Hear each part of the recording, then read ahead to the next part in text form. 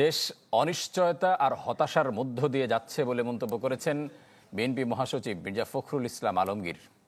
নয়াপল্টনে যৌথ সভা শেষে তিনি বলেন, শত্রুরা মাথাচাড়া দিচ্ছে, অপপ্রচার চালিয়ে দেশে নৈরাজ্য সৃষ্টির পাঁয়তারা চলছে। আর গয়েশ্বর রায় বলেছেন, বিএনপি মাঠে নামলে সরকার টিকতে পারবে কিনা সন্দেহ আছে।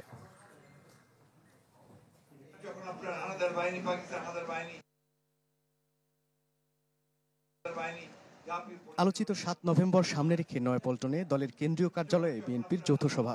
বৈঠক শেষে সংবাদ সম্মেলন করেন দলের মহাসচিব মির্জা ফখরুল ইসলাম আলমগীর।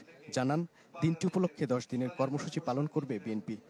৭ই নভেম্বর মহান জাতীয় বিপ্লব ও সংহতি দিবস উপলক্ষে ওই দিন সকাল ৬টায় নয়াপল্টনে বিএনপি কেন্দ্রীয় কার্যালয়ে সহ সারা দেশে দলীয় কার্যালয়গুলোতে দলীয় পতাকা উত্তোলন করা হবে।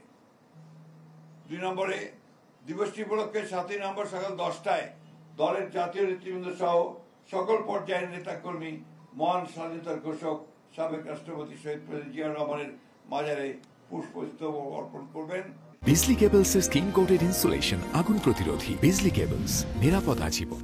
বিএনপি মহাসচিব অভিযোগ করেন, অনিশ্চিত সময় পার করছে দেশবাসী। সামাজিক যোগাযোগ মাধ্যমে মিথ্যাচারের মাধ্যমে দেশে নৈরাজ্য সৃষ্টির চেষ্টা চলছে।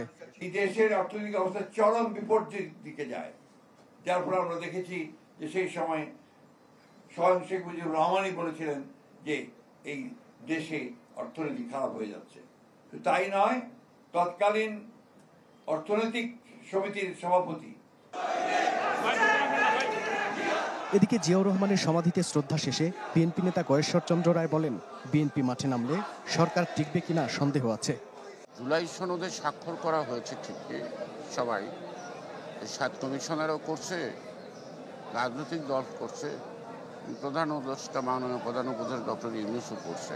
কিন্তু 2 দিন পরে যখন পেন্টিং পেপার তারা আমাদের হাতে দিল, তখন দেখলাম যে ফাইনাল যে সিদ্ধান্তগুলি ছিল সেই সিদ্ধান্তের মধ্যে অনেক রদবদল আছে। রাষ্ট্র ক্ষমতায় আসার জোরালো সম্ভাবনা থাকায় বিএনপিকে বিতর্কিত করার চেষ্টা অব্যাহত রয়েছে বলেও অভিযোগ করেন গয়েশ্বর চন্দ্র রায়।